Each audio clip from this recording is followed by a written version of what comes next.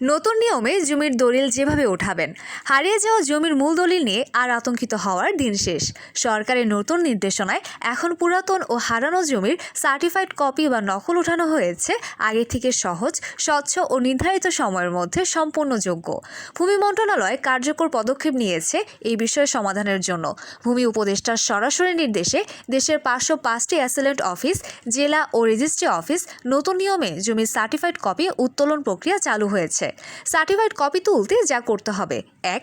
জেলা রেজিস্ট্রি অফিসে গিয়ে আবেদন সংগ্রহ করতে হবে।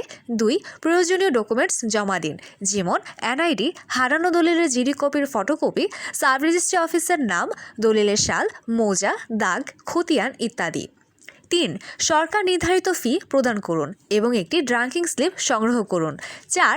নির্ধারিত তারিখে অফিসে গিয়ে সার্টিফাইড কপি সংগ্রহ করুন। আনুমানিক খরচ 200 থেকে 1200 টাকা, নির্ভর করে জেলা ও দলিলের উপর।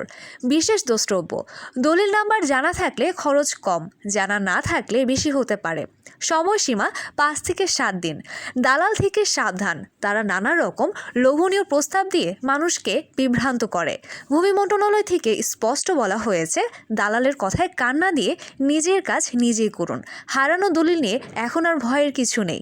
সরকার নির্ধারিত ফি প্রদান করে এখন খুব সহজেই আপনি নিজেই তুলতে পারবেন জমির সার্টিফাইড কপি অথবা নকল। ভিডিওটি ভালো লাগলে লাইক, কমেন্ট, শেয়ার দিয়ে পাশে থাকবেন। ধন্যবাদ।